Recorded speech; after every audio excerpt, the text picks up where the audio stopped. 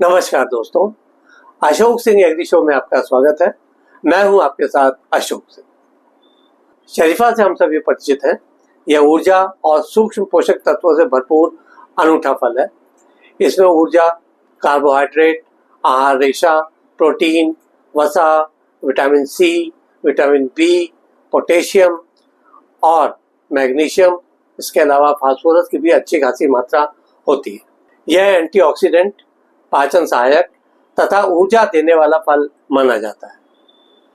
यह भारत के महाराष्ट्र, मध्य प्रदेश, राजस्थान, छत्तीसगढ़, गुजरात, तेलंगाना, आंध्र प्रदेश और तमिलनाडु राज्यों में काफी उगाया जाता है।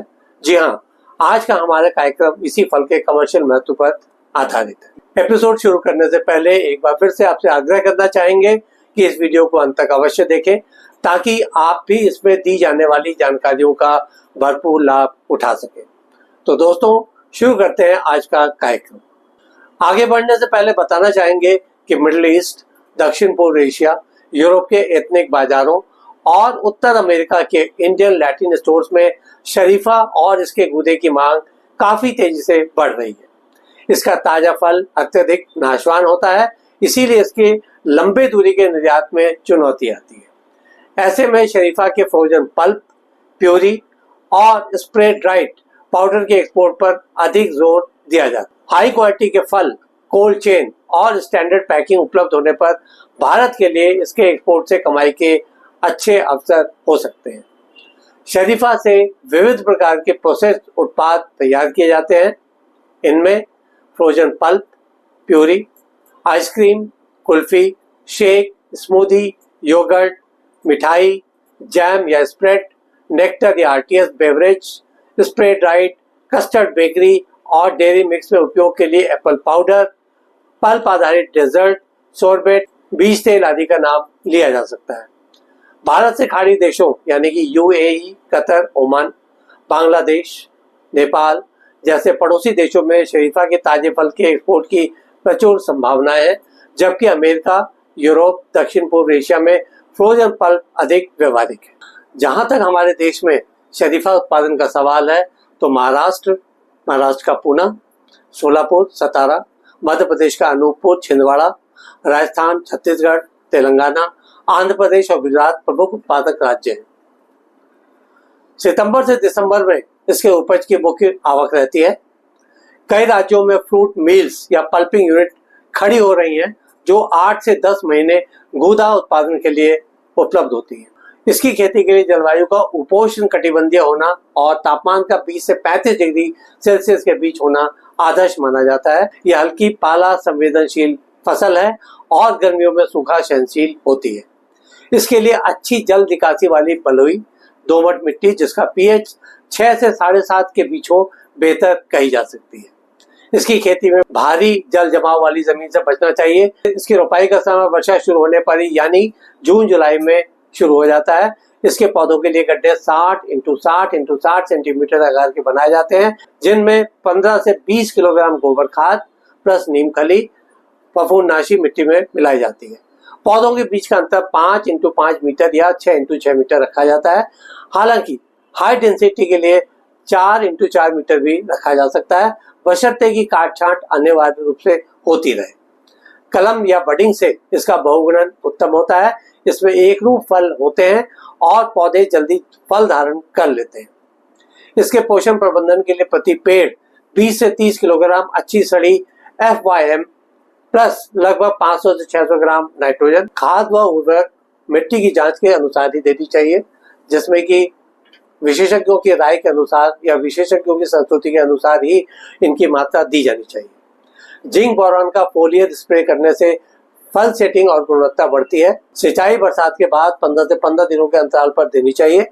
फूल फलन के समय नमी को स्थिर बनाए रखें और जल भराव न होने दें।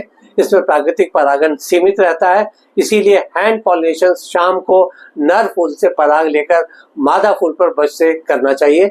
इससे फल सेट 2 से 3 गुना तक बढ़ सकता है। इस काम में मधुमक्खी बॉक्स भी सहायक हो सकते हैं। खरपतवार निकालते रहें तथा काली पॉलीथीन या जैव मल से नमी बचा के रखें। इससे फल आकार सुधरता है। अब इसकी प्रमुख लोकप्रिय किस्मों पर भी एक नजर डाल लेते हैं। शरीफा की बलानगर किस्म के फल बड़े और मीठे होते हैं। इसी तरह से रेड सीताफल किस्म में लालिमा लिए छिलका होता है और ये महंगे दामों पर बाजारों में खूब बिकती है। अर्का सहान उत्तम गुणवत्ता और बड़े फांकों वाली किस्म है। यह प्रसंस्करण के लिए अच्छी मानी जाती है। स्थानीय चयन में पुरंदर, डाउंडी आदि किस्मों का नाम लिया जा सकता है। कई क्षेत्रों में किसानों द्वारा विकसित शरीफा किस्में भी काफी सफल हैं। जहां तक इसकी खेती में सावधानियों की बात है तो जल भराव, पाला तथा तेज ताप झुलसा से इसका बचाव किया जाना चाहिए। फूलते समय स्प्रे का अनियंत्रित उपयोग नहीं करना चाहिए।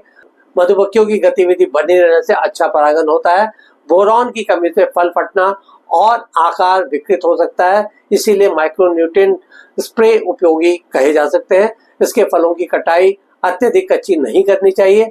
बहुत पक्के फल भी ट्रांजिट में टूटते हैं। इससे नुकसान पहुंचाने वाले रोग और कीटों पर भी बात कर लेते हैं। मिलीबग, फ्रूट फ्लाई, इल्ली, बोरर आदि का नाम प्रमुख कीटों में लिया जा सकता है। इसी तरह से हानिकारक प्रमुख रोगों में एंथ्रेक्नोज, लीफ स्पॉट तथा रूट या कॉलर रॉट आदि का नाम उल्लेखनीय है। इनके रोकथाम और उपचार के लिए स्थानीय वैज्ञानिकों तथा विशेषज्ञों से राय लेनी चाहिए। इसके साथ ही एकीकृत कीट प्रबंधन यानी कि IPM अपनाना चाहिए, जिसमें मॉनिटरिंग, जैव एजेंट, फेरोमोन, लाइट ट्रैप, स्वच्छता और केमिकल्स का विवेकपूर्ण प्रयोग किया जाता है। शरीफा फल के परिपक्वता के संकेत हैं खांचे या फांकों के बीच चौड़ापन बढ़ना, हरे रंग का हल्का होना तथा फल कुछ मुलायम होना। इन फलों को हाथ से सावधानी पूर्वक कैंची या क्लिप से डंठल सहित तोड़ना चाहिए। तोड़े गए फलों की प्री कूलिंग के लिए 12 से 14 डिग्री सेल्सियस टेम्परेचर पर रखकर फील्ड हीट निकालनी चाहिए। फलों की ग्रेडिंग आकार दोष रहित रंग के आधार पर की जानी चाहिए। फांकों का उभरा आकार प्रीमियम ग्रेड के फलों की निशानी होता है। इनकी पैकिंग के लिए वेंटिलेटेड क्रेट या ट्रे का प्रयोग करना चाहिए। प्रत्येक फल पर फोम नेट का आवरण चढ़ा देना चाहिए। परिवहन में झटकों से बचाव किया जाना चाहिए। इसका सुरक्षित भंडारण 12 से 14 डिग्री सेल्सियस और 85 से 90 डिग्री RH पर 1 से 2 सप्ताह के लिए किया जा सकता है। शरीफा की खेती की आर्थिकी पर भी गौर कर लेते हैं। इसकी रोपण लागत पहले वर्ष पौधे, गड्ढा भराई, सिंचाई या फेंसिंग मिलाकर लगभग 80,000 से 1,20,000 रुपए प्रति एकड़ तक आ जाती है। वार्षिक रख रखाव में मजदूरी, उर्वरक, स्प्रे, सिंचाई पर लगभग 35,000 से 60,000 रुपए प्रति एकड़ का खर्च आता है। तीसरे चौथे साल से 3 से 5 टन प्रति एकड़ की उपज मिलने लगती है। 6 से 8 साल पर 8 से 12 टन प्रति एकड़ की उपज संभव है। बेहतर प्रबंधन और हैंड पॉलिनेशन से और भी अधिक हो सकती है। सीजन में 30 से 70 रुपए प्रति किलो का भाव मिल जाता है तथा ऑफ सीजन या प्रीमियम ग्रेड के लिए 80 से 120 रुपए प्रति किलो का भाव मिलना कोई मुश्किल बात नहीं है। इस तरह से ग्रॉस रिटर्न 8 टन इंटू 50 रुपए के हिसाब से अगर होता है तो 4 लाख रुपए प्रति एकड़ तक मिल सकता है। ध्यान रखें कि यह महज सांकेतिक उदाहरण है। स्थानीय लागत या भाव के अनुसार गणना में कमी या बढ़ोतरी हो सकती है। आज के एपिसोड में बस इतना ही दोस्तों। कल एक नए विषय पर चर्चा करने के लिए दोबारा इसी समय पर हाजिर होंगे। दोस्तों, अगर आपको ये वीडियो पसंद आया तो इसे लाइक करें, शेयर करें और हमारे चैनल को सब्सक्राइब करना ना भूलें। आपके पास कोई सवाल या सुझाव हो तो कृपया कमेंट बॉक्स में लिखें। हम आपके सवालों का जवाब देने के लिए हमेशा तैयार हैं। कल फिर एक नए विषय के साथ आपसे मुलाकात होती है। तब तक के लिए नमस्कार।